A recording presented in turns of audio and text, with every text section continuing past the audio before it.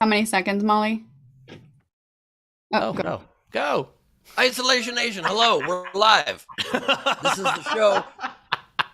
And welcome to the Social Distancing Social Club. I'm Ben Gleib, and after 2 years, we've got it down pat. And I'm mostly blaming myself for that, almost entirely. I'm blaming myself. I'm taking the blame for that. We got a great show in store for you. Bittersweet, but great. This is the last of the mega monthly shows.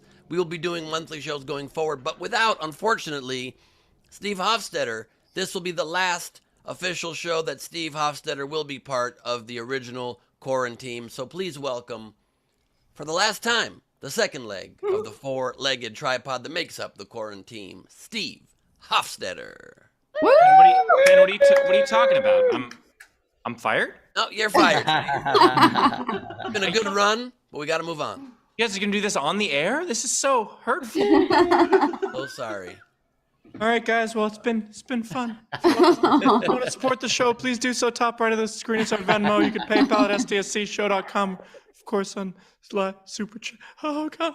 I'm kidding. Please welcome Chris Bowers, everybody. Hey, what's up? I'm wearing the coat from the first show. It fits a little different now, but we're in there. So Yeah, I'm actually wearing the hoodie from the first episode. yeah, right. Because the show has been scripted from the very beginning. It was all a merch pitch.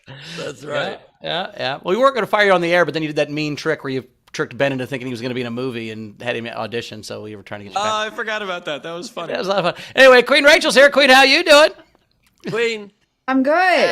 I'm wearing my original tortilla. It looks I didn't Nice. get the blue memo though, so Nice. I'm surprised I that bet thing you isn't probably moldy by couldn't find now. blue. a lot of preservatives in it. Yeah. Yeah. Ben, do you still have the cheese head, or do you buy? I do. It's right here. The cheese head's back there. Are you gonna eat it on the last show? It's there you impossible go. to eat. I would literally die. I think like it's kind of funny the idea of like, oh, Rachel still has the blanket, but that's a blanket. Ben's is an actual piece of Yeah, but cheese is moldy shit anyway. It's bad when you eat it to begin with. Cheese is already I shit thought that went was bad. moldy. Anyway, Literally, it does not look moldy or weird. It just has turned into plastic. This is what we eat. We eat shit like this. It's Ugh. I mean, cheese is kind of like wine. Not that it ages, and the fact that if you eat the wrong one, it can kill you. there you go. It's true. That is very true. And look, I'm very sad that you gotta go, Steve. But it's gonna be a little freer for me when you're gone. If you think I'm the only one who gets annoyed when you eat on the show, by the way, guys, I You'll will be the only one say, that I'm scared of, Steve. There I you will go. say. So I think it's a good time before we get to the games to announce what is going to the top tipper today. Oh yes, I like this. So the top tipper is going to get a hell of a piece of memorabilia. If you follow my stuff at all, you will know my Officer Alvarez story. The idea that I was in Laverne, California, and I got a bullshit ticket for unsafe lane change. You have the citation This still? is the actual ticket. Because the update of the story is that he put it in the system wrong. And so it kicked back. And he did that. And so every month for a year, I checked on it. And they were like, nope, it's not in the system yet. It's not in the system yet. And if it's not there for a year, it gets kicked back. And I never had to fucking pay it. So here is the actual Officer Alvarez citation. Wow. All right. That is awesome. I will And- also admit something on it. You will see that the name is slightly different than Alvarez. Even though part of the joke was that I kept saying his name over and over again, the actual name, and I will admit this here, and then I will deny it in a court of law if they ever write me up correctly. The actual name is Alvarado. I didn't want a cop like that coming to hunt me down. So, Fair enough. Also, thank God it was still a Latino name. well, I just changed 2 letters of the name. Yeah, that would Had be nothing to do fucked up with if the you ethnicity. made him a Latino person to make him a bad cop. You see what I'm saying? Myth. It's great that you kept him as the same ethnicity that he actually was. Yeah, I didn't like change some white guy into Alvarez. It wasn't Barry That's my Johnson. point. He turned into Alvarez. That's, That's what my you're saying, point. Ben. That's what Yeah, I I was thought like for a that, moment you were going the other way, and I was No, like, no. He was saying he No. no. It's good. Yeah. That's how you would do it. That's how you would do it. Yes, Uh, and if you would like to know what the second highest tipper today will get, we're pulling out a lot of exciting stops for this momentous show, if you guys remember, a big part of the ethos of this show and what started it all, the whole vibe of it, is YOLO Solo. We are going to be giving the second highest tipper from my set right here, my original YOLO Solo cup. Boom. And I did not plan on this, but since it's in there, I didn't realize this was in there, but we'll do it as well. It's a little bit broken, but you can glue it back together. It comes with a broken vintage lady. Look at that. Now, can I say this, Ben? The thing I'm happiest about is when you stood up to get that, we didn't see your butt crack. That's the first time we hadn't seen that. Every time you stand up, we see a little bit of your butt. So I appreciate we didn't do that. You're very welcome. You're very welcome. Third place, actually, Bowers is joining me on the road in a little over a week. That's what Bowers gets for third place? Congrats. Congratulations, Get Bowers. Bowers goes on the road with you for 3 months. If you're, that's how it works. So and Leedy will be there with us, as will Rob Ryan. And so we will call you from the road and shoot the shit with you about whatever you want to talk about. Me, Bowers, Leedy, and I haven't run this by Leedy and Rob, but I assume they're down. So me, Bowers, Leedy, and And they're Rob. not going to draw the line at talking to somebody. No, that's it. Fuck you, Steve. I quit. I'm not talking to. Yeah, of all people, Leedy and Rob, who are like two of the sweetest people. Yeah. So we'll all talk to you from the road and give you a personal call. There you go. And then Ben, you have fourth place, right? The fourth place highest tipper today gets another original SDSC prop from the very beginning. The original rubber chicken with the original address you could send us stuff to on it and all that good stuff. Whoa, shit. Okay, everything's fine. That can be yours. All right. Is that all of it? We got through all those now? No, Yeah. and We're then The there's TV raffle. dinner that Ben's eating right now. Yeah. It's a you get that, breakfast. yeah. I'm on a diet plan. I haven't announced this yet. I'll announce it to you guys. I am on a diet plan. I've already lost 5 pounds. I've been doing it for about a week and a half. I've lost 5 pounds. I'm very excited because I'd like to work in this business again. Yeah, And Ben's so there's that. Ben's on a diet where he can only eat on air, and that's why he did the show once a month now. Yeah. There you go. There you go. And we're doing the raffle as well, correct?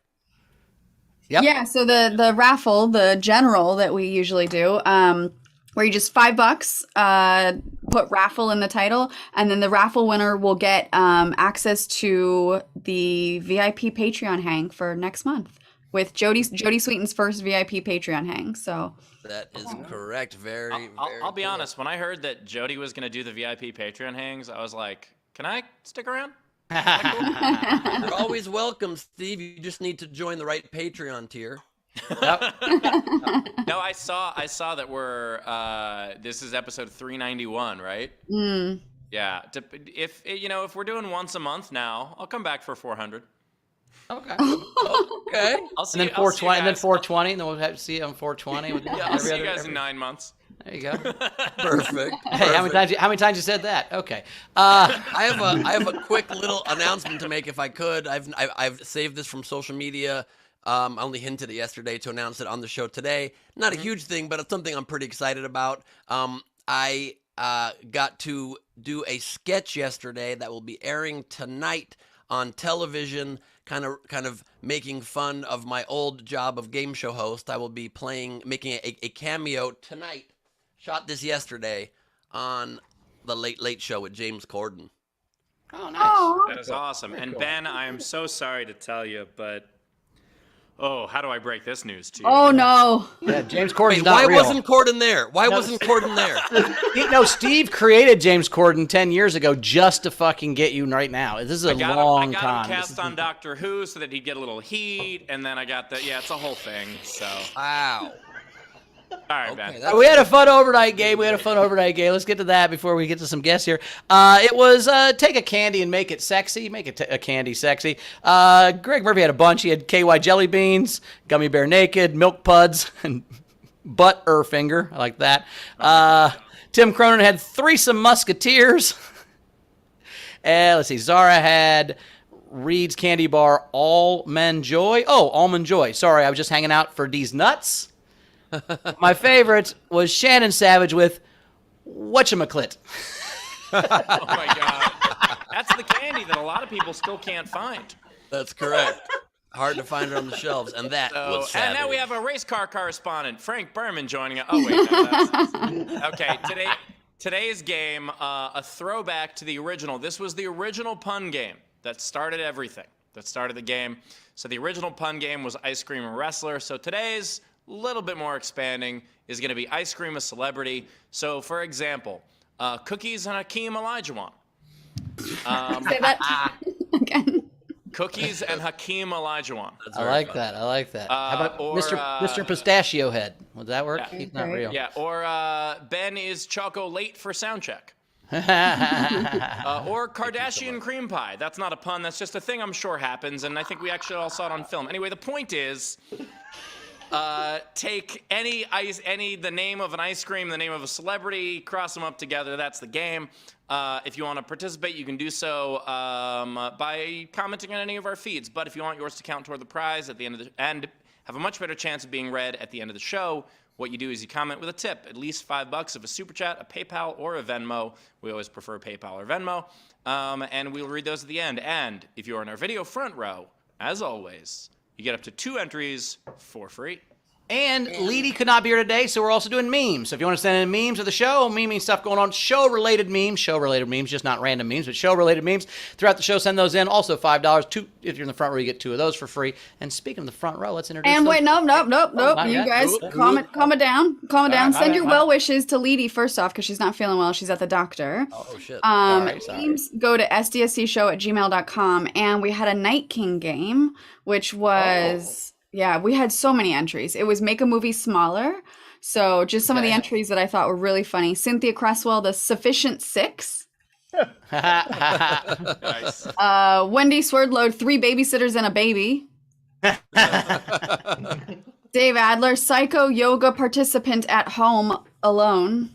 Nice. That's smaller. Dana, there will be paper cuts. Oh my God. Nice.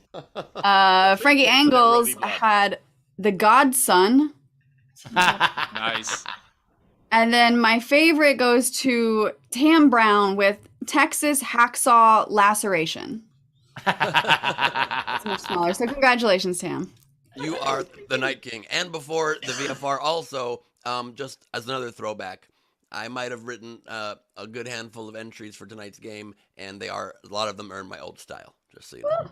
Nice. And we will have a special guest here in a little bit, James Fowle. So I don't know if we want to just have the video front row turn their cameras on and we talk to James and then introduce them. How do you guys want to run it? That sounds good. I like that. Is James already here? Yeah, he's already here. So, Yeah, front row. VFR. Turn. Throw in your On cameras. Let's see what Yeah, you throw got. in your cameras. We'll introduce you afterward, and we'll talk to James for a little bit first. Can you hear me? We can. Yeah. It said I had to hit Shift Command A, and so I hit it, and Well, We we can't did it see really you, though. well. We can't see it. start your video. Start your video. Yeah. There we go. Here we are. I'm wearing my death row towel, living in the past, Hell yeah. so we can Nice. talk about historical shit. I was like, we can't see you unless you look like a black screen with your name on it. Then we can see you fine. Well, Steve, why don't you give James a proper intro? Yeah, let's introduce him properly. James Fowle, for those unfamiliar, historian, writer. There's a lot of ways to describe him, but fucking hysterical follow on Facebook. And the reason I specifically said fucking hysterical follow is because the thing that James is known best for is his sweary history book, and just using the word fuck expertly and a lot of other words in his posts. James, welcome to the show. We're happy to have you. Oh, it's a pleasure to be here, Steve. Thank you. Excellent. And it's fitting that after this episode, this show is history for me. So perfect timing. James, I gotta ask. I want to start by asking, how the fuck did you carve this out as your niche? Oh man, it was one of those life-changing epiphany moments. You know, I was a fitness writer for 10 years. I had a popular column with the Los Angeles Times, and then I kind of moved over to science-based motivational self-help stuff, which, as it turns out, doesn't sell very well because people want Tony Wash your Robin's face bullshit kind of stuff. That they don't like self-help that is science-based and not full of shit, as it turns out.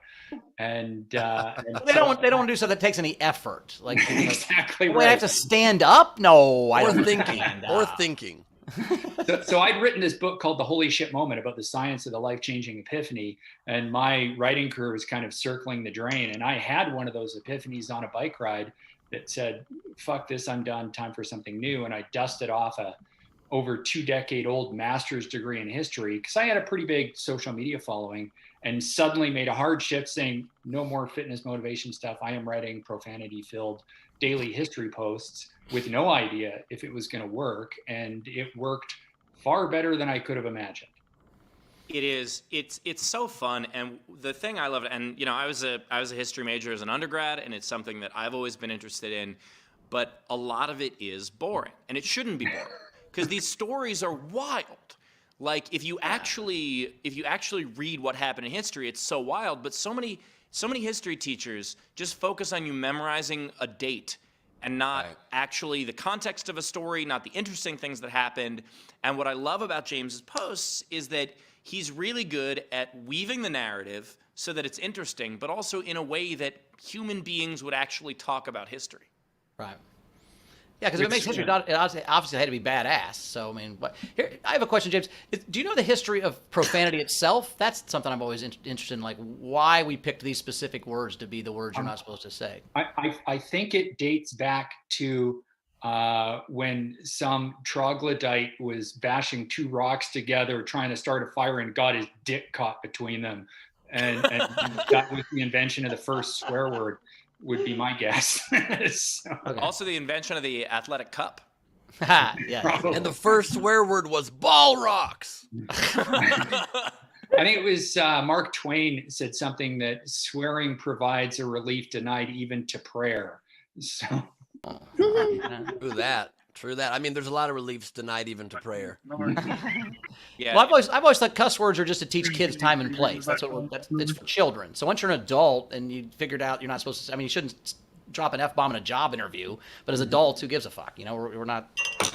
It's always so funny to me when, I'm sure, James, your DMs are just littered with people complaining about the language you use. It's not the DM so much as it actually is the comments field. And I often screen cap those comments. I mean, I remove their name because I don't want them to get, people to stalk them, but I screen cap their comments quite often and turn it into advertisements for the book. And it's been getting worse. I've been getting, a good 10, 15, 20 people a week complaining about the language. And I'm like, what part of Sweary Historian did you not fucking understand? Yeah, like that. We told you what this book was going to be about. Quit reading it. They're like, James, you swore an oath. I thought that's what you swore. Hilarious. I also have this theory. I'm curious your thoughts, James. George Carlin, my comedic hero's favorite or most famous bit is the 7 words you're not supposed to say on television, or not allowed to say on television. And I think the spirit of the bit was that that's ridiculous and it's random censorship, but I actually disagree with that. I think it's actually very important that we have just a handful of words that we're not allowed to say, because that's what keeps their meaning and their impact. Out of hundreds of thousands of words in the English language, we only got like 4 left now, or 5 that you can't say. If you allow those everywhere and on TV and in polite company, then those will lose their impact. Isn't it good to have some taboo that you can then use for that extra bang? I mean, I don't necessarily think of it that way. My approach is that, people can choose the words that they feel are appropriate for them to use and then deal with the consequences from that.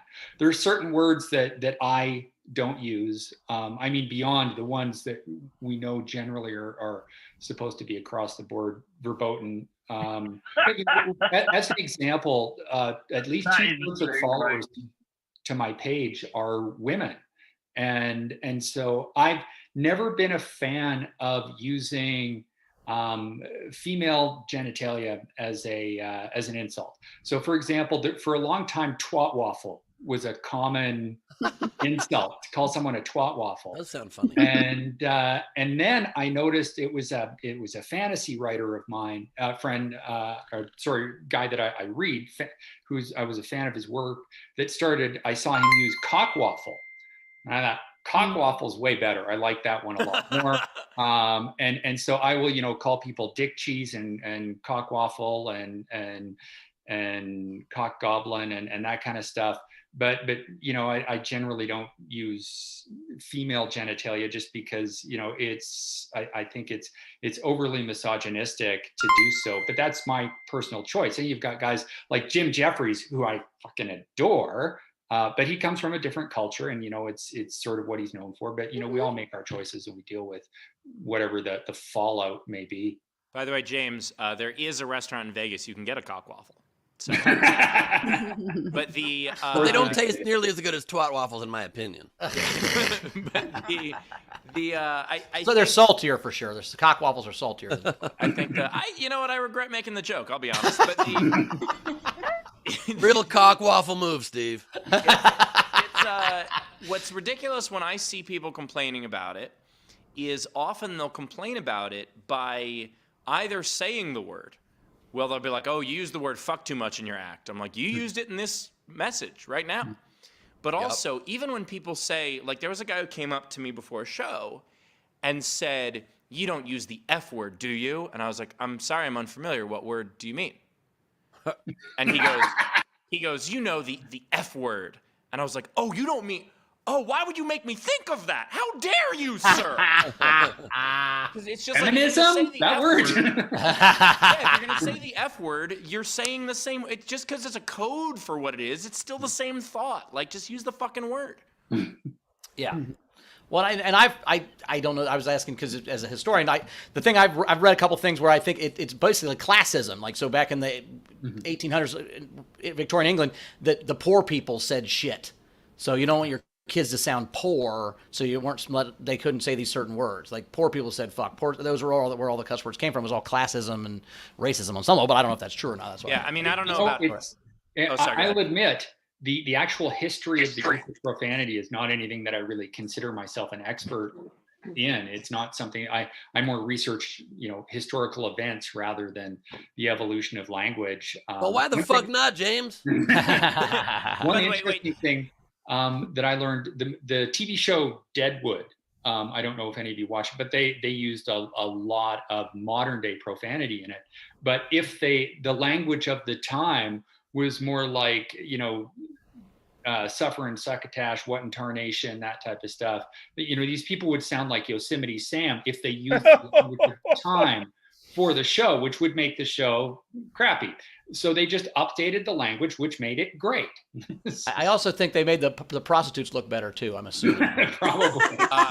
James. Also, Deadwood is what Bowers suffers for too many Coors Lights. Yeah, that is true. Cocaine will make you dead. Question for you, because one of my favorite stories that you wrote was the story of Tokyo Rose.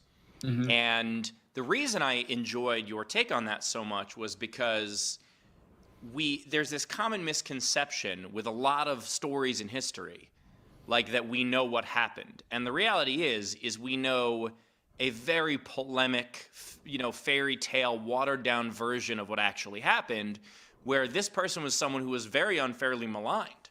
And so I was curious, what surprised you most when you were researching something in history? What's a story where you were just like, oh, this isn't what I thought happened at all?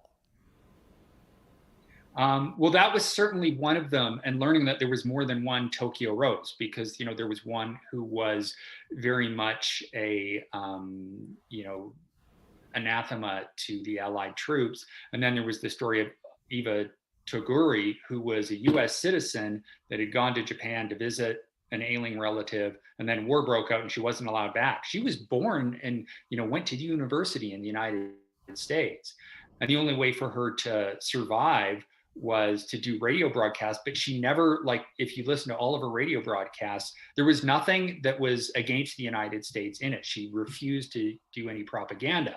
But then, of course, you know, we had the post-World War II racism against Japan, and she returned to the United States, and they were like, we need to arrest her and throw her in prison. And I can't remember, I think she served, I think it was maybe 10 years or something like that, and was eventually let out. And his last day in office, Gerald Ford, one of the few good things he did was he granted her a pardon.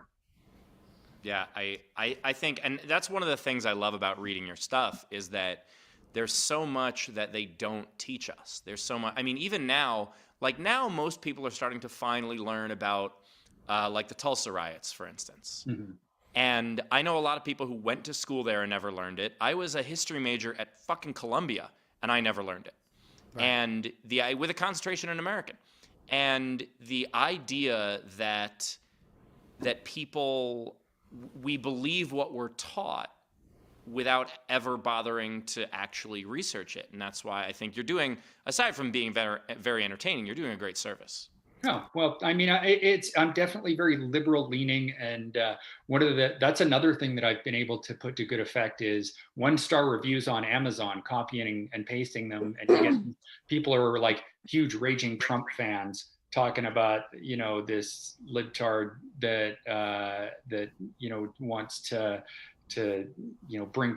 bring Marxism or communism to America and that kind of stuff. And I just screen cap their 1-star review and use it to sell more books. If this person hates my book, then there's a chance that you will like it.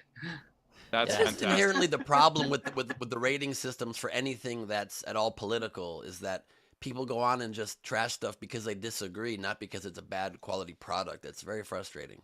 You think Amazon's ever going to have a book where, like, people that hated you also bought this? Kind of, you ever do that? That's a great idea. Then you could judge based on those reviews. That is a great idea. Fantastic. It's like people who hated you also bought this cross and this lighter. You might also like Mein Kampf. Oh, okay. Disregard that one.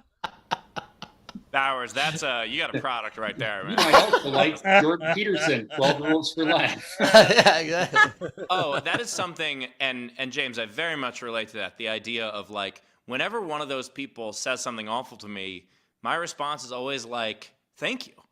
Because if you liked me, what would I be? Right. Well, I can't remember. There is a fairly famous quote, and it escapes me as to who it's from, but it's, you shouldn't just judge someone by who their friends are, but who their enemies are.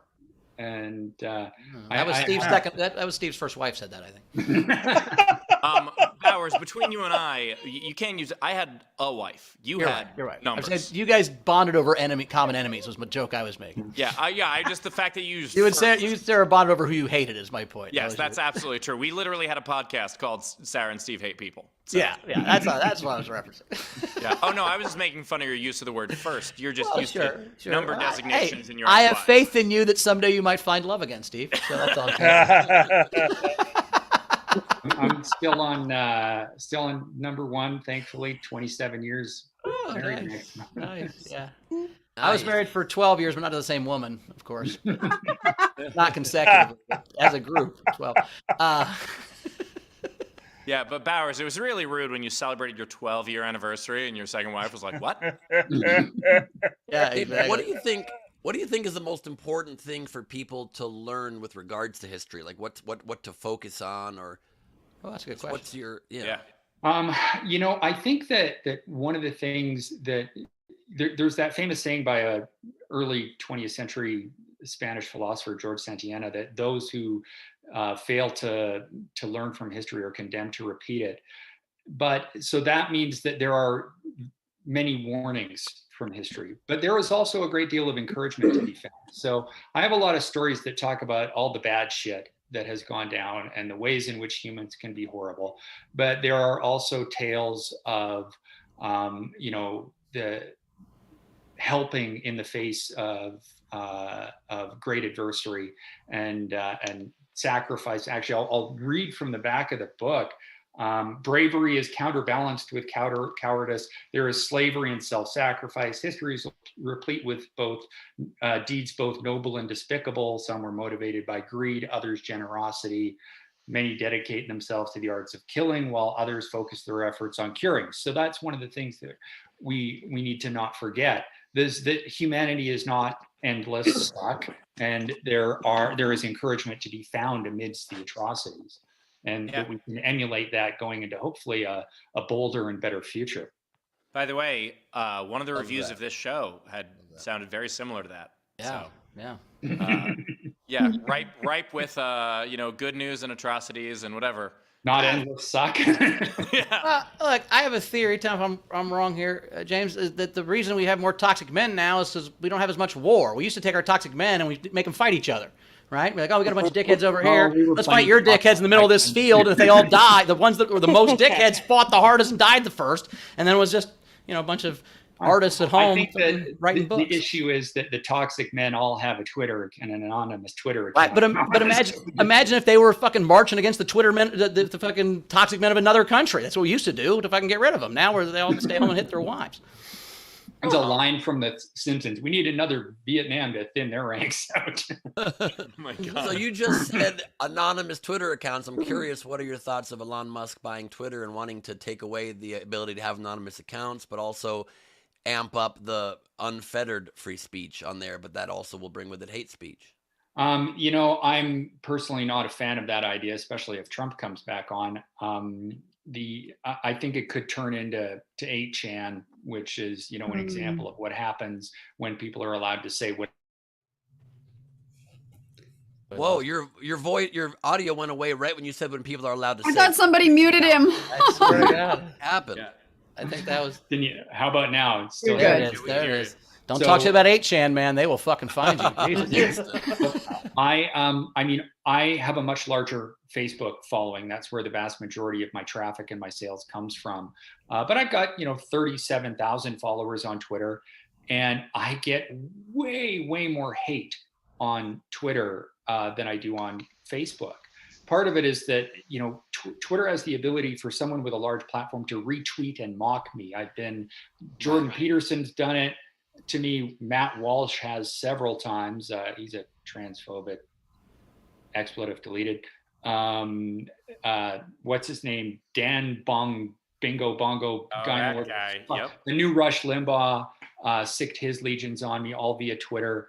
So the amount of hate that someone can be subjected to on Twitter is an order of magnitude higher than anything I've ever experienced on Facebook.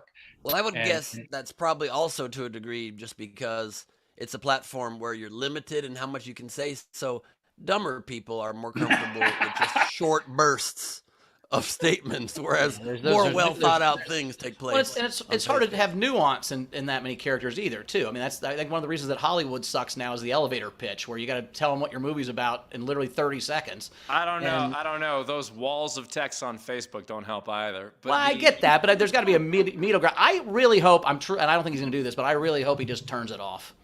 How fucking great would that be? If he was like, you know what, fuck all you guys yelling at me, no more Twitter, now what are you going to do? And he just turns it off, just fucking done. That'd be amazing. I'm hearing rumors The world will get now 30% that the better sale may instantly. not happen. What's that? Is that James? I'm hearing rumors now that the sale may not actually happen. I hope that's true. I hope. Well, Possibly due to Tesla's stock tanking. So, Well, I think the idea that suddenly people with their real names will be nicer, like most people on Facebook have their real names, and I have gotten death threats from people's real names. I've gotten horrific white supremacist stuff from people's real names. But I do think that's But an they improvement. might be- I they do might- think we they should not get be- rid of anonymous profiles. That's a good idea. Well, no, because the problem is that the anonymous profiles is what created the Arab Spring. Like there are some countries where you Yeah, can't go under your real name and start a revolution, and so it's a push pull. I do like the idea that there's part of me that's like people like anytime someone calls me a coward, I'm like, okay, Lord of Chaos 8742, yeah, I'm the coward. I'm the one under my real name and my picture. I'm the coward. But there are reasons for people to use anonymous names. I just think that what James was saying earlier about that quote about the, those who don't learn from history are doomed to repeat it, like, I think that's true from buying Twitter, but not in the way you guys are talking about, in the way that, Fox News bought MySpace, and how'd that go? So That's what I'm hoping. I'm hoping just Twitter goes away. And these people that have these, because all I- the other I ones, get- all the other ones aren't as awful. I think if Twitter went away, the world would be 20% better tomorrow. I'm not kidding. I think that, and now I've totally lost my train of thought. Never mind. Well, I just had a thought hold on about that. second, I guys. didn't We know actually that should Fox. we should I take didn't know some that questions Fox- for James. Sure, I just want to say I didn't know that Fox News bought Twitter, but it makes sense. Bought MySpace, but it makes sense because it's the only platform where their symbol literally was a guy looking over his shoulder. Yeah, yeah. It was Rupert Murdoch. It was technically Fox Corp or News Corp, but it was Rupert Murdoch, which is Fox News. He bought it from Justin Timberlake? So no, this is before, and that was the different. Okay, anyway, the original sale to Tom for $580 million, or from Tom for $580 million, was to News Corp is what killed MySpace. Anyway, Rachel, do we have anything coming in for James? Yeah, so we had Tam Brown wanted to know, James, when did your hatred of Nickelback begin? So there's this thing in Canada called Canadian content, where the radio stations have to play a minimum amount of Canadian music. And I'm from Alberta, which is where Nickelback is from. So right when they first started to hit the airwaves, all of our radio stations would not shut the fuck up when it came to playing them. And it was the first song is like, oh, these guys sound okay. And then I kept hearing that one and all these other ones. I'm like, the joke goes, well, their songs sound the same. Well, you know what? They fucking do. And, and when all of your radio stations are playing them all the time and you can't tell the difference between one song and the other, and Chad, I mean, fuck, his name is Chad. Come on. His voice is just a Nickelback. And yeah, don't even get me. And their lyrics are just terrible. And yeah, so it didn't take long for the overexposure to take effect. And I was just like, yeah, I can't stand this band. But you do have to hand one thing to them. They are all, in some ways, the most visionary band, because they're the only ones that predicted with their name that years later, when people would buy their albums in the clearance bin, they would demand their Nickelback. We're able to predict the future. Right. But that's a dad joke. Welcome to the show. Yeah, that is a grandfather joke. That's a joke that a dad would be like, come on. Oh, I gotta tell you how much that hurts. I was looking forward to saying that for about 30 seconds. So I can see you loaded up. You were excited for it. Apparently, the etymology of the band's name comes from working at a Starbucks or something and selling somebody a $2 coffee or a $1.95 coffee, and they would give them $2, and they would expect to get the people that expected to get their Nickelback were douchebags. So themselves douchebags. So they thought, we'll become the anthem of those people. We need something for those people to hum on their way out of the Starbucks. I will just keep to myself the joke where I pretend I thought the word etymology is edamame, okay? I'm confused with entomology. Yeah, is that insects? Yes. Ben would also eat bugs. He'll eat anything. Edamame. Dana wants to know, what do you think is a worse influence, Twitter or Fox News? Oh boy, I would have to say Fox News, because it took an older crowd that wouldn't necessarily go on the internet but does love to vote, got influence. There's plenty of stories about how I lost my parents to Fox News. So it was just a 24-hour stream of nothing but right-wing bigotry and hatred that just slowly brainwashed an older generation of people into voting Republican no matter what. I've always said you can't teach a group of people to believe everything they read and then give them the internet, which is what happened to baby boomers, because when they came up, everything in the newspaper was real. We at least grew up that half it's bullshit because of Yahoo or whatever. Well, I will say the best thing that MySpace ever did was cost Rupert Murdoch $550 million. Yeah, unfortunately, it wasn't enough to bankrupt him. But there is also a long history of print media, engaging in a lot of yellow journalism. There was the famous actor Fatty Arbuckle had his reputation ruined by vindictive newspapers that ran with a total bullshit story saying that he had raped a woman and that his weight had caused her death, and it was all complete bullshit, and he was eventually vindicated, but it ruined his career and led to an early death. So there's newspapers have been full of shit for as long as they've been around as well. There seems to be a human penchant for extremism on either side of the spectrum. We've got far left media, we've got far right media, and that seems to be the stuff that gets put into right in front of our faces without realizing that 90% of it is reasonably, or maybe 80% of it is reasonably balanced within a more normal spectrum. We just happen to hold up the extreme crap and say, look at what this asshole said over here. Look at what this asshole said over here. Because the other stuff that's more or less factual is kind of boring. I agree with that, and it does happen on both sides, but it just seems like an order of magnitude worse on the right and on Fox News. Like, I haven't watched them hardly at all for the last 2 years, but like I listen occasionally, I'll pop on the channel on my Sirius channel. It's the broadcast of the audio, and just every time, like nearly every time, for 2 seconds, and Hunter Biden's laptop, it's like there's wars going on. It's like that's not the only story. Yeah. Rach, what else we got?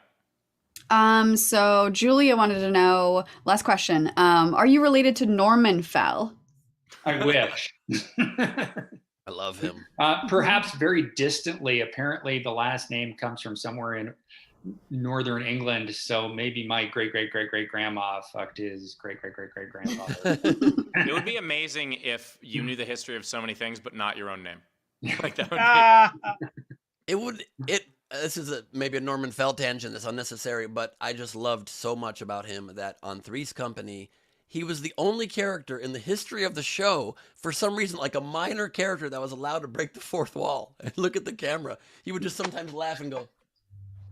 I forgot about that. God, it was the best. So long. Yes, it was so fun. Awesome. Well, James, thank you so much. Appreciate being here, man. Thank you. It was a lot of fun. James, can you tell people where to get the book and follow you and all that stuff? JamesFell.com. That's where the book links to the book are, and links to Facebook. Stay off Twitter. Fuck Twitter. Follow me on Facebook instead. But I post on Facebook a lot, and then there's also my Substack as well. Pay me. Yeah. Let's do it. Love it. Thank you so much for your time. That was really interesting. Yeah, I cannot recommend the book enough. It is so good. And also, like I said, James, just a hell of a social media follow. And not just for his posts, but to see those comment sections, man. Get your popcorn out. Holy shit. Yeah, I think some days my page averages about 1,000 comments a day. And it can be pretty wild. So don't say anything really stupid on my page, or you will get your ass dogpiled.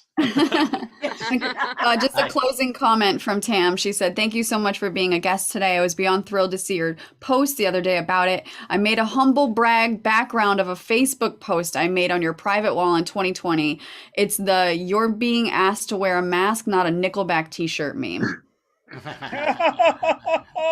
Love it. There it is. That's awesome. I love it. Awesome. Thank you so much. Thanks again, James. Thanks. James, thank you much. I'll see you on Facebook. You bet. That's good. Do it. Bye. I forgot that our show can be a little bit more thoughtful sometimes. I haven't done it Yeah. Well, let's introduce the front row and talk about some dicks or something. Yep. Let's do a quick rundown before VFR. Let's quick just do a rundown. quick rundown of what Yes. we're doing today. So we've got top tipper stuff. We've got the Officer Alvarez actual citation. We have the YOLO solo with a broken vintage lady inside of it. We've got a call from... Oh, and we've got Jodie Sweetin coming in right now, but we've got a call from Steve and the Halidi and Bowers and that whole thing. We've got the chicken. We've got a raffle, which you'll get interest into the VIP Patreon hang. We've got memes to sdscshow@gmail.com. We've got the game, which is Ice Cream a Celebrity. God damn it. What am I missing? Am I missing anything? I think that's it. I think we're there. Other than, is Jody here? Jody did pop I'm in. here. I'm here. Hi, guys. Hey! I am. Jody. Hi. I'm driving in my car to go pick up a child. I mean, my child, not just any random Good. child. Not a random My child. Thank you for joining us. Minor. Absolutely. placement. Absolutely. Yes, What? you're the new Steve. How does it feel being the new Steve Hofstetter? Has it always been a life goal of yours? I mean, it always has. I feel like I'm the old new Steve, because I feel like I was the new Steve a while ago, but now I'm the new Steve. So Yes, you're the old new Steve and the new Steve. That's true. like Steve 2.0 Yeah. is what is happening. I feel like You're Yeah. the Steve now, dog. Yes, Sir. indeed. very small shoes to fill. No, but Oh. I'm just kidding. I'm just he has kidding. huge shoes. I only make fun of Steve because he's not here. He's here. He is though. He is. She can't see him. She He can't is? see. Yeah, it's his last show. He's here. Steve's last show. Well, fuck it. I would have said it to your face anyway. So here we By are, the way, Steve. No. honestly, Jody, that made it worse. That made it way worse. That was great. That's hilarious. Well, now I'm terrified of what's said when I'm not on the show. When you're not on the show, I don't bring you up, but now you're here. All I can think of is that I wish I had my Steve mask on that someone had sent me. There you go. But I do feel like it would make it really hard to drive. Well, So, Steve, your face when she burned you like that looked like Chris Rock's face when Will Smith slapped. I'll be honest, Jody. Thank you so much, but I'm gonna stay on the show now. I'm gonna stay. I'm gonna be honest, Jody. I loved it. Thank you, and feel free to make fun of me anytime. You've got my permission. oh, Don't make her wreck in a Steve filter. That's not going to be good. Yeah. By the way, I still like that filter with that hair is so scary. Like that is. it really is. Have you seen It's his the stuff of proops? nightmares. Have you seen his proops, Steve? Yes. Oh my God, his Greg Proops is It's the best. Oh one. God, It's the Greg best. Brooks is just right. Yeah. It's the best one he does. It's But unbelievable. when you spend enough time slumming with people, you figure out how they exist, and you just take your own thoughts and dumb them down. I actually like listening to you be Greg Proops more than I like listening to Greg Proops, if I'm being honest. I don't know why, but and I like Greg Proops. I think he's very funny, but you being Greg Proops is another level of funny that makes it even. We need a Well, Proops squared show. So at some point, Yeah. yeah. A Zoom show. Yeah. Yeah, we'll get Proops on there. Well, let's introduce the front row here, and then we'll get to some other random shit. All right, are we there? Can we do the front row, guys? Sounds like a plan. Front row. Here we Show go. us. Hey. Lend us your visages if you could. Let's see who we got here. We are joined in the Viffer by bum bum bum bum bum bum bum. Hey, Shannonberg is here. My She got God, her- you moved. She got her green screen to work. Look at that. Nice job. Oh, that's a green screen. Okay, fair. I thought you moved a lot. Excellent. No. Great to see you, Shannon. We are joined by the Velvet Fog herself, Marissa Francis Harnedy. Say hello to everybody, Marissa. Hi everyone. Hope everyone's well. Can I read something really quickly? What's Is that? that okay? Can I read something really quickly? Sure. Okay. Laughter keeps everyone feeling wonderful. Oh, well, thank you. Aw. I appreciate that. And your voice even sounded better. Wow. I'm pretty sure you were a Spice Girl. In my head, you were a Spice Girl. Thank you for being here. We're also joined by Empathetic Spice. that's Alejandra Perlman and her dog Spice is here. Great to have you guys. Is Philip dressed like a chicken? That's hilarious. Yep. Aw. He's Aw. upgraded to business chicken. Business chicken. There you go. Business. Well, obviously. Or you can call him a pussy cock. Oh, boy, there's a ball Party- that rolled party out on the in head, middle of business on the street. She's giving us street commentary. Yes. Sorry, there was like, there a ball rolled into the street, and I was like, oh my God, there's going to be a child running after it. So, Yeah, nothing worse than hitting a kid. Anna's here. no. What's up, Anna? Anna, am I that short? You are. Yes, you are. That's why I had to tilt it up because otherwise you were cut off. Am I? That's You are though. You are though. Yeah. Yeah. There is Anna Hood, everybody, and we're joined by I just wanted to JoJo. let you know that several of us have written some messages for you, and I will be sending out a link to those messages for the quarantine. I'll be sending that out right after this show. Oh, cool. Thank you. Thank you, Anna. Thank you so much. I love you guys. Thanks, Anna. Aw. JoJo's here. What's up, JoJo? Nothing much. Thank you guys for a wonderful 2 years, and let's have some more fun. So thanks. Absolutely. We ain't Giants are going nowhere. playing Most good of for us it. ain't going nowhere. Giants are playing good too, so nice job there. Yes. We are joined by Front Row Steve and Lady Val coming to us from a world that syncing audio is not possible. Great to have you Yeah, guys. we've been having some technical difficulties today, so Is there less stuff? Is there less stuff behind you? Or are Yeah, you a doing lot something less over stuff. we're moving, so everything's getting packed up. Oh, no. shit. Where are you going? No. A beautiful home. with better America. internet connection. Oh, not in L.A. Not moving to L.A. Can I read something also? Sure. Yeah. Yeah. Let's go. Made in China. I thought it was gonna say boobies. Perfect. I thought too was gonna say boobies. That's hilarious. I think we have to introduce a new baby here. Look at Adler, who's now Dadler. Dave Dadler was now he actually matches his jokes. So I love it. Look at that. Having a Adler, don't you have enough stuff? I'm keeping her in the case, but I don't know where to put on this. I'm just glad you took the cellophane off. Nice. She's adorable, dude. Nice job. Proud of you. So cute. I hope you teach your daughter your minimalist ways. Yes, yes. By I'm the still more way- excited about the Bengals hat than the baby, but nice job. All right. As someone who had parents that had a lot of stuff, your daughter is not going to own anything.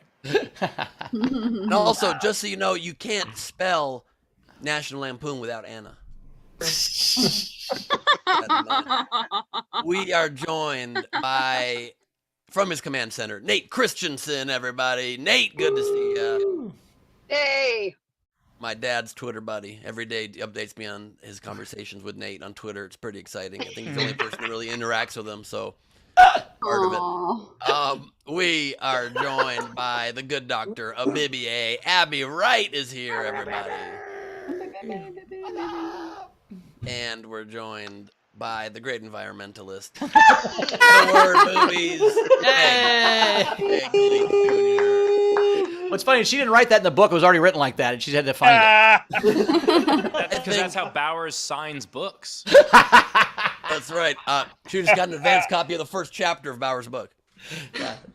All 15 chapters are just titled Boobies. It's just Boobies 1, Boobies 2. We are joined by the lady some call Kiara Murai. It's Kira Murray, everybody. What up, Kira? Great to see you. And we're joined here with the small hat today. He's being a little more humble. It's Patrick, the Yokester, Yokley. Is that more of a 2-gallon hat? It's a 2-gallon hat, that's right. Just a little smaller. I love it. We're joined from the cosmos by the Isolation Nation shirt wearer himself. It's Brad Clark in the Brad Clark 5. That's space, not a fart cloud. That's space, not a fart cloud. It's a spicy fart cloud. It's red. You know. I don't know. Not as comfortable as I'd like to be. That was the Taco Bell's nacho fries again. So you know that was the fart cloud after Bowers downed that hot sauce. Oh.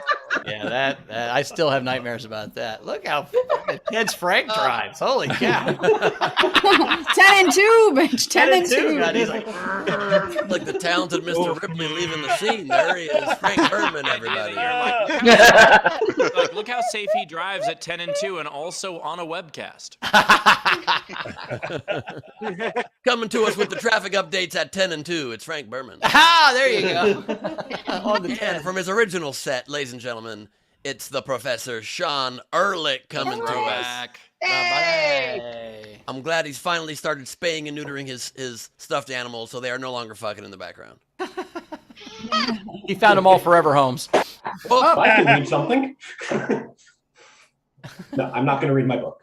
I like you have that decoy book that made the other book fall and revealed your book. That was an incredible way to plug a Is book. this my book? That was impressive. The entire time, that's been a vending machine. Filled only with my books. Yes. If you got a vending machine for your house that had only your books in it, that'd be the most badass thing I've ever seen in my life. I walked in, you have to put money in to buy your own. Oh, God, that'd be awesome. It'd be cheaper to do at your house, Bowers. Oh, true. I'll have the one book. That's how I'm going to do merch at shows now. That's awesome. There you go. Bowers said something to us during the VIP hangar earlier. He said, all books are the same size. It was the greatest thing I ever heard. I said the same height. Same height. Also not true at all. It's still ridiculous. We are joined live from Australia after her American adventures. It's Steph and Ruse, everybody. What up, Steph? Hey. G'day, mates. What's going on? Nothing. Nothing. Oh. Hey, I got to be honest. When I packed up for Texas in my bag, I found the card I was supposed to give to you in Vegas when I missed my plane. So I mailed that out today. So we're still late. Oh, thanks. So you're getting another thing there, Steph. I apologize. How was America? What's your thoughts on America after visiting our fine place? Amazing. I love the States. That's the third time I've been out to America, but every That's state not I the went bitter to. statement I was hoping you'd say. Let her Well, I'll finish say- then. Well, actually, I'll say this. I fucking hated Philadelphia, but Oh! Western Pennsylvania rules. No, it does not. no, it doesn't. But I will say, people that I feel on the Saturday night was amazing because that's when I saw Steve and Lady. So that made it up. But the city, And she liked Whataburger, so. yes, Thank you, in Steph. Texas we can. Yeah, but the I city, I finished my last Whataburger I smuggled back from Texas yesterday, so yeah. Speaking of states that aren't always the best, but one of the best shining brights in that state, it's Tam Brown from Texas, everybody. Hey!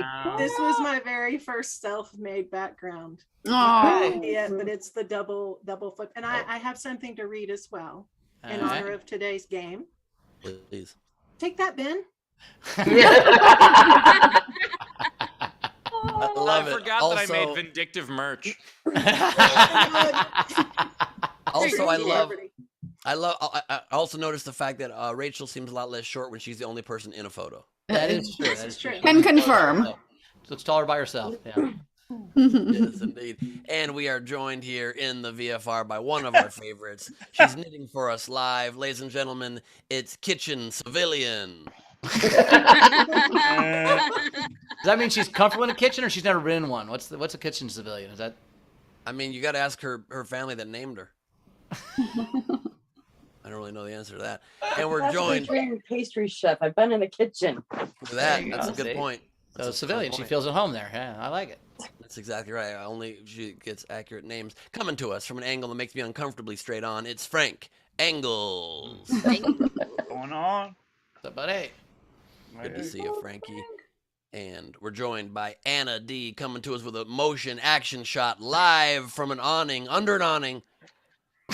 And she steps up. There we go. Oh, Thank goodness. The other way. That was a All the babies. Oh, there you That's go. adorable. She's going to do birthday parties.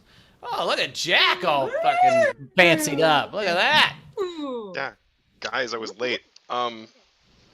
My department gave me a thing. Oh, look at I got an award for teaching. Hey, congratulations, brother. That's Complete awesome. surprise. Nice. Very Jack, you could have just said the suit was for us. You didn't have to. That's this. I love that in that headset you still look like a trucker at court. You know what I mean? Like I do hope that you get a little gold cheat that you blew up on the upper right of that medallion there on that. Just wear them like a little pocket thing here. Love There we that. go. There you Love go. that. Nice. Very Take nice. it. We're also joined here in the VIFR by a woman known as the Bunst. It's Dana Z. Bunster, everybody. Hey. I have something to say too. Something deeply important. Yep. We have to have a fundraiser for Steph because she's going to Oh, Montreal shut in up. the winter time, and she has no idea what clothing is for the winter. So we code drive. So coach for Steph. 1-800 coach for Steph. 1-800 coach for Steph. She thinks When you don't 25 tell me, degrees it's is gonna be cold, Nikki. people. Oh God. Yes, What? Did you say Montreal? I was just in Montreal in the winter. You really don't have any idea how fucking cold it is. It's, When I'm and the lied best part, to, it doesn't help. I flew to Montreal and realized I had forgotten the coats that I even had. So I had to go. Oh, Oh no. We lost her. This is What a freeze frame. Go get an actual proper coat. It was ridiculous. Yeah. This So is more bring a of that, coat. it's more of that Twitter censorship that's happening. Yeah, exactly. Yeah. You know, Elon Musk could have solved it all. You guys, I had a dream last night that I smacked Elon Musk in the face with like a wine bottle. It was the weirdest thing. Oh, I don't know, like, well, Did and he it come? was the Did it make best- it? Did it make him come, or did he like? He was like, trying to talk to me about something, and I was being really nice, and then I just picked up a fucking bottle and whacked him in the head. And I remember in the dream, I just looked at him, and he was like, "Oh my God!" And I was like, "Don't fuck with me." And I walked away, and I don't know why I had that fucking dream, Well, but it and was kind of amazing. I It was assure kind you, of amazing. his response would have been, yes, that hit me in the mouth. I will now buy the vineyard. In like 2012, 2014, that was just called doing Jodie Sweetin. When you hit someone in the mouth with a wine bottle, it's just doing a Jodie Sweetin back then. It happened, and I was like, "Oh, that's very old me." Yeah, it's just like turned on a fucking dime, like we were having fun, and I just snatched up a bottle and was like, "Wham! Don't fuck with me," and I walked away. I don't know. It was a really strange dream, but that's where I'm standing on what's going on with Elon Musk. So there you go. Lindsey Brown's here. Lindsey Brown on the way to the skate rink, I'm assuming, for her ice dancing that she's been working so hard on. That's she's now doing. Good to see you, Lindsey Brown. It's figure skating. Ice dancing's different, but oh, my bad. I just knew it was on ice, and you were, spinning. By the way, if people are like wondering why we can't do the show as much as we used to, maybe it's because everyone's driving. Oh, last night, me and Andrea went to the Comedy Store, and I was like, I don't want to. I'm just gonna walk. I want to walk. So we walked, and I took a beer, and she's like, you just walk with a beer? And I'm like, I don't. Yeah, it's fine. Who cares? LA people shit in the road. Who cares? So we're walking, and there's construction. I'm like, oh, those look like cops. So I threw my beer away, and it was a fucking DUI checkpoint. I'm like, only I would get stopped walking down the street at a DUI checkpoint. You almost got I'm so glad I didn't fucking drive. I'm like, oh my god. Bowers, you almost got a WUI. Yes, I would hope that a cop would see somebody walking with a beer in this day and age, after all we've been through, and just be like, "Good for you, thank you for being responsible," and give you like a sticker or something. Yeah, I figured that was what would happen, but I didn't want to take the chance. I was like, I'm not going to risk that. But there's if there's any group of people that is progressive and understanding, it is the LAPD. That's so. I heard. Yeah. By the way, only because I listened to Sublime. What is it? Today's 28th. What's today's date? Yep. 28th. Yeah. Today is the 30-year anniversary of the LA riots. So there you go. Oh, perfect. It's April 28th, 1992. It's from the Sublime song. That's right. I was at a Dodger game that night. My dad was like, "Don't go to the Dodger game. Shit's gonna go down. This verdict just came out. It's not a good idea." And I went anyway, and I got a ride from this Israeli, very crazy Israeli dude that was the father of one of my friends. And in the seventh inning, creepiest moment of my life, maybe one of them, the PA announcer comes on the loudspeaker of the game and says, "Due to civil unrest, please don't take the 10 or 110 freeways home." And Ronnie Levy goes, "I'm taking that freeway." And we did. And we just drove through a city on fire. It was the wildest thing I ever saw. I'm going to my first. Go ahead. Oh, sorry. I'm just going to say that, that story is astonishing that a Dodger fan stayed till the 7th inning. No. See, they had just gotten to their seats. Oh, right. Sorry, my fault. And I'm going to my first Dodger game on Saturday. Gus is taking. Kevin and I have never been. So. Oh wow, that's wild. You've never been. Yeah, never been. Also, we got stuff to catch up on, Rach. We have a lot of comments. So just Jody as an had to update. go. I think Jody had to pop out, or we lost her signal or something. Oh yeah. She had a kid, is what she said. Oh yeah. I have a child that I have to pick up. So anyway, just this current standings. We've got Anna Hood, we've got Tam Brown, and then we've got quite a few people tied for 3rd and 4th place. So I imagine that will change at some point. But then we've got a lot of raffle people. We've got Brian Davies, Kim Stewart, Meg Begley, Ryan, Randy, Gus, Abby, Dana, Buzz the Vibrator. One small step for man. Wait, so if Buzz wins, the Vibrator gets to come to the Patreon hang? Is that what's going to happen? Yep. Oh, that'll be the best. If that is not, do we have to mute it, or is it going to be turned off? I don't want it to be buzzing the whole time of the Patreon hang. If that is not a grown man in a vibrator suit, I don't want to know. We also, what was funny is Anna Hood's in 1st place, but her tip was, "I want 3rd." People could tip more than Anna to push her down to 3rd. I think she'd really appreciate that. Gus said, "Since I won't get many more chances to ask, Steve, who came first, the budget chicken or the egg?" Well, at the time, wasn't my head shaved like the egg? I don't think doesn't look like the budget chicken's ever come. That's what I'm going to say. I don't know if you've seen that suit up close. I would disagree. Yeah, I think that's what that suit was made of, frankly. I did wear it once. I didn't look at the inside. I thought I should have done that. You wore the suit that Gus brought to the show, but the actual original budget chicken, that was so terrifying. That was the suit that Gus brought that became the budget chicken suit of the show, as compared to that suit, was like, I'm trying to figure out the right analogy here. The point is, that guy lived in that suit. Like he slept in that suit. I saw a Hollywood Boulevard Spider-Man pick up a chick today, and it was awesome. He was like, he was like doing a thing. And he goes, "Hey, can I holler at you for a minute?" And she goes, "What?" And he pulls off his fucking hood, and she was like, "Oh, hey," and he got her number. I was like, "Nice work, Spider-Man. I've never seen that happen. That was fucking badass." Oh, I thought you meant physically, like Spider-Man did. No. I meant like he got her number, like as I'm Spider-Man. assuming his pickup line was, "I sort of can shoot web if you want to see."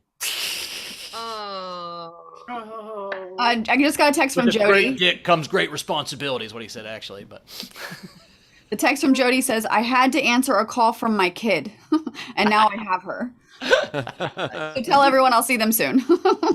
Oh, you want to take a peek at my Peter Parker? I mean, maybe you said that. I don't know.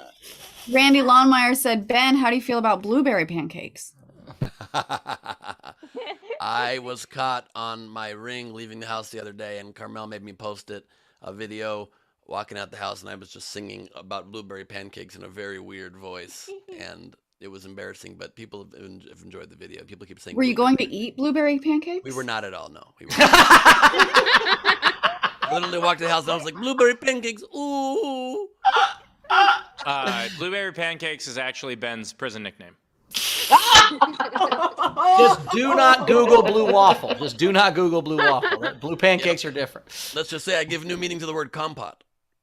Ew. That's not the joke I was making. Compartmentalize that and stop saying that shit. All right, Rach, what else? Alexander Breyer said, "Steve, you and Rob and Ernie killed it in Minneapolis. I hope the comedy album helps with the scaff." Nice. Oh yeah, that was very nice. Yeah, we're gonna start hanging some classic albums up, and so he gave me a Richard Pryor classic album. So that was awesome. Nice.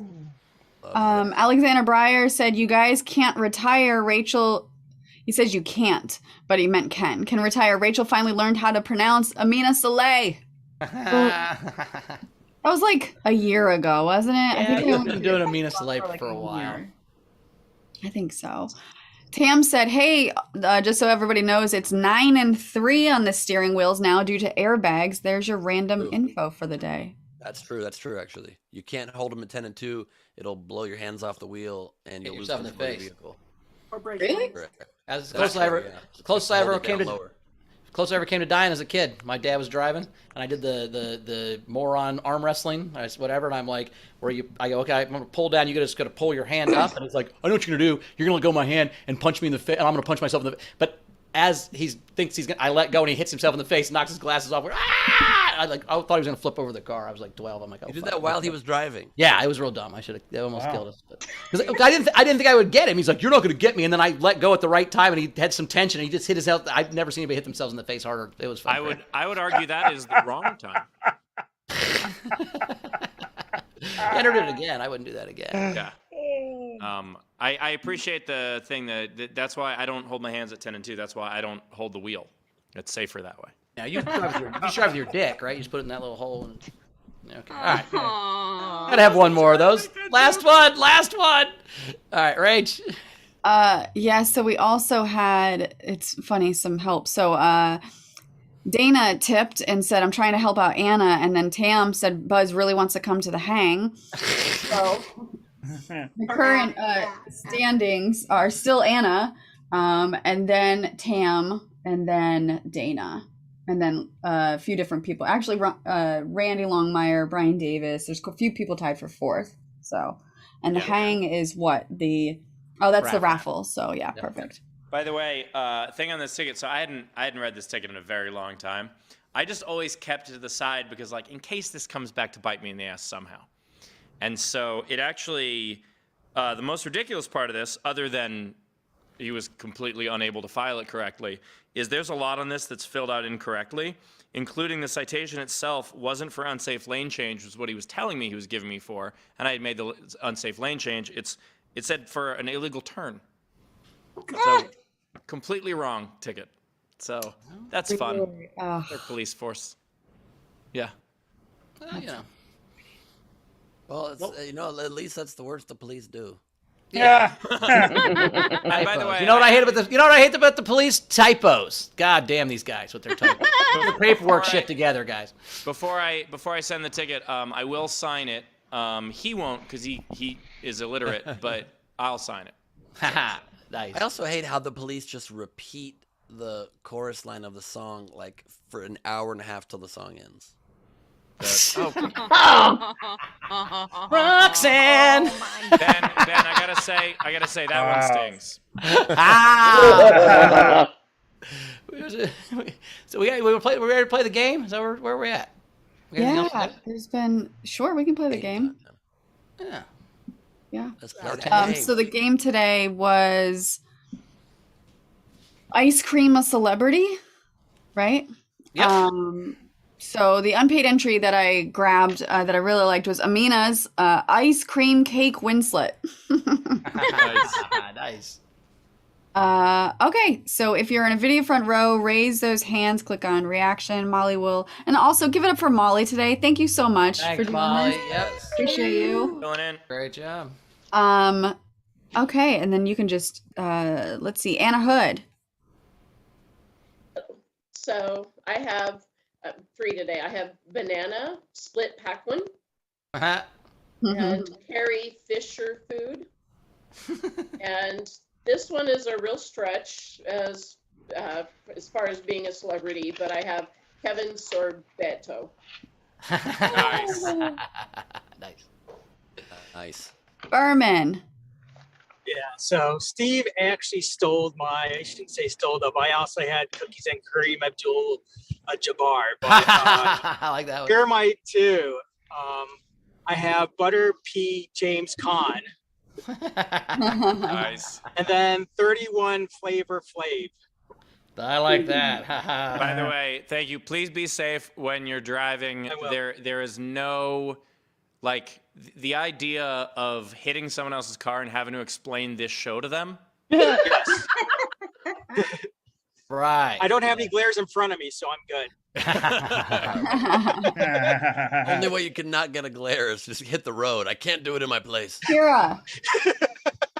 All right. I have an extraordinarily bad one, but I am kind of proud of it. Vanilla ice cream. Nice. And Dairy Queen Latifah. Nice. Very nice. Bowers or Ben, can you guys call on the people? There's a lot of tips coming in. Yep. Abby's next. All right. I've got 3. I have Sherry Garcia. Nice. Mariah Salted Carrie Mel. Nice. And a Ben style entry. Oprah win lactose-free ice cream substitute. Nice. Brez is up. Okay, so I've got 2. So the first one is Milli Vanilla. Nice. And the second one is Mango Sorbet Robbie. Nice. Love it. Cam Brown. Can y'all hear me? Yep. Oh yeah. Okay. Hallie Raspberry. Oh wait, sorry, that was the old game. Take that, Ben. I have a few, so I had sent some money in for it. I have Amaretto Bloom. Nice. Ralph Pistachio. Oh, that's good. Mango Mortensen. Nice. Nice. Kirsten Bluebell. For the baseball fans, Mookies and Cream. Howie doesn't have a place out here called Mookie's Cookies. I do not know. I'd go to Mookie's Cookies and buy cookies. I have Buttered Don Brickles. And Demi Gelato. Nice. Nice. Very nice. We got Alejandro Perlman, everybody. Alejandro and Philip. Hello. I have Brendan French Fraser. Nice. Is that French fry a celebrity? Mm-hmm. Great. And then Hey, French fries are mommy. I love them. Okay. Kristen Key Lime Pie. Nice. Nice. I love Jack that. Dostal. All right. Well, Jack. we got the Blue Bunny group Nice. and Chuck Conan Taco Brian. Reach. Nice, I like John that. Ehrlich. I have Rocky Road Doll Nice. and French Vanilla Stewart. Nice. Very nice. Adler. Okay, so I've got 3, sending another 5. So the first one is Daryl Strawberries and Cream, Nice. and Peanut Butterbean. Oh, God. And last one is Cotton John Candy. Nice. Ah. All right, Bunst. Bunsen is studying for the exam. Cramming. That's what I do. Okay. All right. Well, I skipped one that one, but okay. We'll do. Starting. Number 1, Louis Black Raspberry. And number 2, this is pretty famous. Charles Dance, Stephanie Dance ice cream. Right to my heart. All right. Was there anybody Yeah. else in the front row that had entries? Let me put on What else gallery we got, view. Dwayne? Okay, so here are the rest of the entries. We had a lot coming in.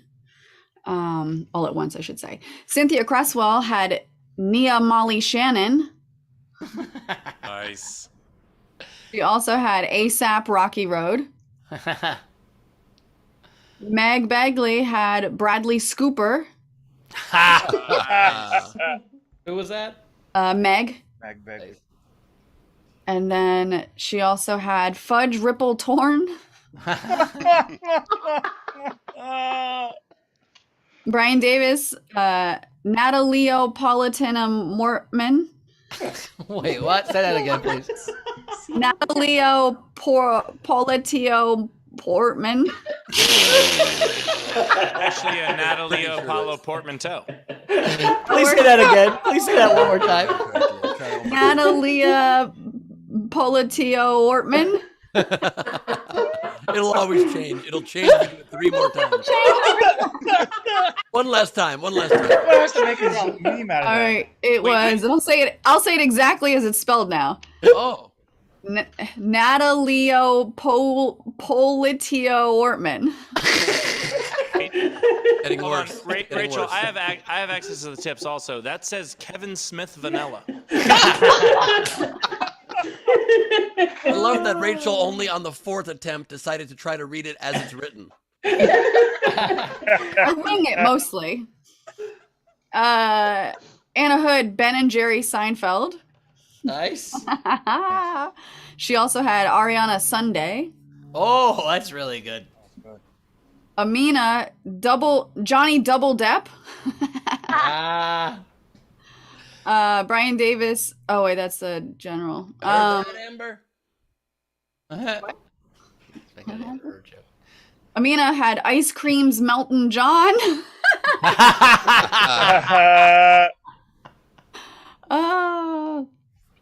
Let's see. Amina also had Caramel Gibson.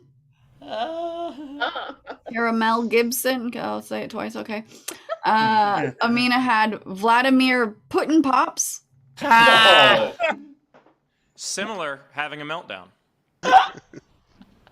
Oh, Jesus Christ. Anna Hood had Ariana. Oh, I already said Ariana Sunday. Let's see what other ones came in. Razor had Neapolitan Dynamite, only because Queen mispronounced Bonaparte last time. Bonaparte. Bonaparte. Bonaparte in the USA. No, that was all of them. That's my favorite kind of party. The Bonaparte. Oh wait, hold on. That was the last minute one. Tam had adding Johnny Deppin Dots. Nice. All right, those are all of them. Oh my God, there was a lot of really good ones. I liked 31 Flavor Flav from Berman. I liked Dairy Queen Latifah from Kira. Let's see. Millie Vanilla I really liked from Marissa. Ralph Pistachio from Tam was good. Peanut Butter Bean from Dadler. Bradley Scooper from Meg was great. I liked Ariana Sunday. I really like the Natalie Portman thing because say Rachel say that again would be funny. Ice Cream's Melton John from Amina. I was gonna give it to Cher E. Garcia from Abby. That was gonna be my winner for a while, but right there at the end, Johnny Depp and Dots is fucking hilarious. So I'm going Johnny Depp and Dots. What's your favorite, Ben? I mean, a lot of great ones. Loved Ralph Pistachio from Tam. Loved Ice Cream's Melton John from Amina, but I gotta give it to the great double word play from Jack of Choconin Taco Brian. Choco Taco play. I love that. Nice, Rach. Oh, God damn it. Choco Taco was great. Ice Cream's a Melton John. That was really good. I'm going to give it to Vladimir Putin Pops. Nice. Steve. The problem with those, you always find them in the wrong place. There were so many good ones, but I'm breaking the tie, and I'm going with it. And it's in the news. It's current. It's funny. Johnny Depp and Dots. Yes. Nicely done. The ice cream of the future, as they say. Amber Heard is the ice cream of the past. Nicely That was done. Tam, right? Yep, Tam Yeah, wins. Tam, congratulations. Nice job. Nice job. Damn, good job. Did you guys have any entries? You're the champion of SDSC. Well done, Tam. I only have one. I don't have any. I got a lot more than one. I just have one. It's vanilla diesel, and that only comes in family size. I've got Benedict Cucumber Patch, the ice cream flavor. Hold on, you gave me shit about raspberry when we first played this game? Well, times have changed. And you went with cucumber. That's Cucumber correct. ice cream. That's correct. Okay, just got- making sure. Ew. I've got Tom Segura. Ah. I've got Elizabeth Montgomery. I've got Will Smith's Keep My Wife's Name Out Your Fucking Cone.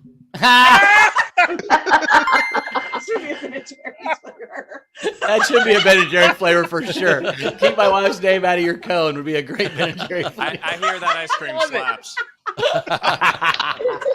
I've got Jennifer No Pez because she's ice cream now. Cristiano Ronaldo chocolate chip cookie dough.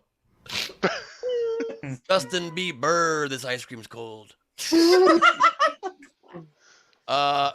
to what I mentioned before, but Oprah win free ice cream by dropping your business card in this fishbowl. Selena Gunmelt. Gunmelt? Abraham Lincoln. Diana, Princess of Wafer Cones. Michael Jordan, another scoop, please. Jennifer Lawrence, the scooper between flavors. John F. Kennedy will come back from the dead because our ice cream is irresistible. Carrie, grant me one more. You don't have to read all these. You know that, right? You can just pick some of them. You could have picked just some of these. I'm aware, yep. Ben, if you don't want me to leave the show, you can just say so. You don't have to delay the show. No, he was doing this to make you leave I'm the trying show. to make sure you leave, yeah. Dak F. run to the shop because they're almost out of ice cream. Joe Biden my time until the ice cream shop opens. Jesus Christ, this ice cream is to die for. Jeff Bezos, so good this ice cream is. How many of these do you have? Don't worry, only a few more. Muhammad Ali, lick this ice cream slowly so it lasts longer. Alexander the Grape flavored ice cream. Mary Antoinette, who's next for ice cream? Let them eat cake, Ben. Shakespeare into my soul to see how much I love ice cream. And only two left. George Washington's of strawberries so we can make this delicious ice cream. And Thomas Jefferson, I only said one scoop. I gotta say, so a little behind the scenes. The way that I typically play this game is what I'll do is I will search for like just a list of celebrities, and then I'll like look at a list of famous or popular ice cream flavors, and I'll try to see what matches. And I truly think that the way Ben plays the game is he just does the first half. He just opens up a list of celebrities and goes, them. Way to reveal my secrets right at the end there. Which, by the way, is not a bad strategy. I'm just saying, pick, the 10 or 15 best Couldn't ones. choose, Is all I'm guys. saying. This is my biggest, as Steve knows, I don't edit great. And I don't know which ones are the winners or which ones aren't. So I give them to you all and you decide. You can decide. You know what I mean? Welcome to Ben, Gleib, and Robbins. We have 435 flavors. Two of them are actual ground up robins. It's weird. I got beak in mine. I got some beak. Ugh, I hate when I get the beak. We call the flavor Rockin' Robin. It's a rock in a robin. Here you go. My favorite flavor is Tony Robbins. It's a little bit of his toe. 2 scoops of robins worth 1 in the hand. I don't know what we're doing. Okay. Let me give some updates on some comments. Let's do some updates. Brian Davis said, I didn't realize I was getting involved in a bidding war. Tam said, my bad. Buzz really wants to come to come at the hang. She's rigid about these things. He's rigid. And then a lot of people have been tipping on behalf of Buzz. So Buzz has a few different raffle entries. Sure. Jack said, I mean, how could I not? He spent $69 for the raffle and tips and the other stuff. Thanks for so many great shows as well as the ones to come. Thank you. Thank you. Bunst sent a couple things. One last thing. Thanks to Greg for being the memory keeper of SDSC. Yep. Thanks, Greg. And Greg said it's around 600 hours. 600. We've done 600 hours of this show. Yeah, I think somewhere around that. Wow. That's impressive. And the current standings, you So guys. only 9,400 hours left. We'll be good at it. Jack said, and about 580 of those are Ben game entries. And that was just today. Last chance for memes. Send those in so Molly doesn't have to scramble at the end. It's sdscshow@gmail.com. And the current standing, they didn't plan it, but they ended up doing it. So Tam's number 1. Bunst at the buzzer. I said buzzer. Bunst is number 2, and then that made Anna number 3, and then we've got Jack as 4th place. So You know what we should do? We should take this. If the Buzz wins, we should when this is in the Patreon, then we should send him around the world like that fucking globe, and maybe we can sign it and stuff. Ooh. Tam. I thought that was gonna get a sigh for sure. And it got an enthusiastic. Got an ooh. Damn. All right, I love it. I also didn't understand that Rachel was saying Tam for a second. I thought I've missed so many shows that there's like a new language now, and Rachel just said Tam. I didn't know what that was. You know what? Let's get to memes. Let's get some memes going. Molly, here. you ready? We'll spin that wheel. All right, Molly will get it set up, and then I will go through and tell you about them. All right. So the first one is be a thoughtful, insightful show. Talk about dicks.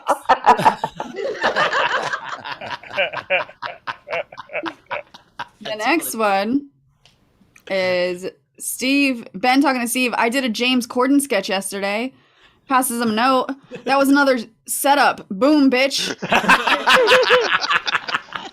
I will still get my revenge just because Steve's leaving the show. Don't think. I love that Steve has glasses on in the meme too. That's really good. Ben, I still have the footage. I urge you not to get your revenge. Shit. I didn't say anything that bad in that fucking footage. Sure. The elusive pussy cock. Cockadoodle meow. Cockadoodle meow. Those were what are your favorites? Which one's your favorite? I like the first one with the buttons. The buttons was my favorite. The first one. I like that one. Yeah, that the buttons just describes the show. That's the show. That should be the new logo for the show. The elusive pussycock could be a good logo for the show too, but I do think I don't know, pussycock's pretty good logo for the show, but as far as favorite meme, I do go the buttons. Me too. And that was Kira. Congratulations, Kira. Nice work, Kira. All right, wins the meme contest. Sweet. All right, want to spin this raffle wheel? Yep. General, I heard something about a buzzer. Tam said, General, I heard something about a buzzer and I got excited. Good, I misspoke. Winner All right, so of let's the get- raffle gets access to next month's Patreon hangers, right? They Right. do. Yep. They Yep. do. Yep. So let's do this. Share sound. All right, guys, here we go. Lot of buzzer and blue raffle somebody put in, and a buzz waffle. Motherfuckers. I hope it's not blue. Ryan! He wins every time. Has he not won every wheel? He's won. He's won like 4 different times for real. Yeah, that's impressive. Yeah. Nice Let's job, spin Ryan. one more time. One more time. So we're gonna Do one more. remove. We'll do 2 people. So we'll put 2 Ryan. people. Okay, so Ryan's Why in for not? sure. We'll do one more. All right, I like that. Sure, I like that. You know what? I think on the spot. Let's do it again. Henry's confused by that sound, and the winner is. New Dad Dadler. Look at that. All right. Congratulations. There All we go. right. But Dad, So- if Make you wanna sure you don't bring the baby, kid, you gotta 'cause buy a only one. You gotta buy an extra ticket if you want to bring the baby. Right. Oh, this is fun. Amina says, I suggest new Facebook fan group for Buzz. Ah, God. Oh, she's on screen now. Very cute. Okay. All right. Well, let's plug some stuff. Ben, what you got coming up? Where are you gonna be? Okay, so tonight on Late Late Show with James Corden, making a fun little cameo. And then this Saturday, I am at Supernova with Doug Benson and Tiffany Haddish and Ben Morrison. Come check that out. And then starting in about mid-May, before the next show probably, there's been a big delay, but finally we're getting it going. Soon will be my 3 videos a week for Rebel HQ for the Young Turks. So that'll be coming out soon. My Awesome. political commentary. I'm pretty excited about that. And please, most importantly, if any of you watching around the world, please get a ticket for, we're only doing 2 Gleib Off the Tops in May 7th and May 28th. Please get a ticket to one of them, if not both, and join the madness. It should be a lot of fun. Current co-mayors, Kira Murray, and Blue Corner Bill's the other co-mayor. So it's a good old time, and come hang with me and the crew. It should be a blast. Cool. As for me at Bowers Comedy, join my Patreon. I'm going on the tour with Steve Hofstetter, May 9th through the 24th. So we're starting in Fort Wayne. We're going to Lincoln, Nebraska, Salt Lake City, Phoenix, Tucson, Vegas, ending up here in Flappers in LA. I'm also doing a show May 7th and Saturday in Indianapolis somewhere. I don't know exactly the venue yet, but follow me and figure that out. I'll put it on Facebook, but check that out. And yeah, come out on tour and buy a fake book cover. So, Rach, you got anything coming you want to plug? I want to plug actually. So JB is running his hour. We're filming his special, like at the Tampa Theater in November, but we're running it and filming it at the Ontario Improv on June 12th. So if you want to come hang out with us and watch the show. Steve. In addition to all of the regular tour dates, you can check out on my website. For anyone in the Pittsburgh area or wants to be in the Pittsburgh area, we're going to do a summer series at a place called Hop Farm Brewing. It is an awesome brewery, seats about 100 people, and I'm going to be headlining some shows, but I will be on all 5 of the shows that we're doing there. I'll be hosting the ones I'm not headlining, and we're going to have all the Steel City AF people do sets on the shows. Long John's going to be headlining one. It's going to be a really fun time, so come hang with us this summer. Very cool. Very cool. Oh, I'm sorry. I forgot one thing I have to plug. I'm doing a show. All proceeds go to benefit families and children displaced by the war in Ukraine at Vitello's in LA on Cinco de Mayo, but it'll be live streamed. You can get a live stream ticket to that as well with Daryl Hammond and Jessica Kirsten. 100% of the money goes to that, so check that out too. Very cool. Dana says, is it too late to mention the SDSC book club on Sunday, May 15th? It is not. It is not. So there's going to be an SDSC book club, and then we will announce our first May monthly show for May here shortly, probably within the next week. So we're gonna try to figure out a time where it's consistent, where it's gonna be the third whatever. We don't know a day or time yet. We're trying to work on what's gonna be best for everybody. So we're gonna try to find a time where you'll know and we can schedule around it. It's not just so random where it's like, oh, you happen to be available next week, kind of a thing. So that's what we're working on. Cool. Yeah. All right. So video front row. Thanks so much, good to everybody. This see has you been all. fun. Love you guys. Thanks for coming today. Thank you guys. And, Thanks, Steve. Guys. And Steve, it's been a pleasure. I probably won't see you ever again. So Really sad. Definitely not going to see you when you're in LA. I'm not going to make a trip out to Pittsburgh. I will say, Steve, thank you for letting me be part of this group. You know, you brought us into a bunch of your fans, and you know, I really appreciate you doing on that for me and all the countless comics. I mean, like, you know, we all did this together, but I mean, you were without your technical ability and without your fan base, and I mean, you know, it really the number of people we helped and the number of people we got to meet and all the kind of fun we had and 600 hours of just being idiots. So thanks, man. I really appreciate you letting me be on this ride. Seriously. It's been super fun, and we're gonna keep it going and have a great time. And we'll see you in 9 episodes. Which isn't too far. So yeah, ditto to what he said. Love you guys. It's hard to know what to say for a final sign off. I know I'll try to pop in here and there, as I said. Well then, Steve, let me interrupt for a second. Let me just say goodbye. Why don't you close the show today? Is that okay? I wanted to make you follow this, but yeah, go ahead. It's been incredible. What a ride this has been. I'm excited we get to keep it going with Jody. But to echo what Bauer said, Steve, you're the catalyst. You made this possible. Your generosity has helped so many, including and very especially us hosts of this show. We love you, man. Thank you so much. Obviously, don't be a stranger, but we can't thank you enough. We got a lifetime of memories from all of this, and hopefully more down the road. Best of luck to everything you're doing. Whatever you do, you succeed, and you just crush it. And I can't wait to see what it is. And I love you, pal. Well, this is probably a good time to announce that I'm starting a live stream show with 3 new co-hosts.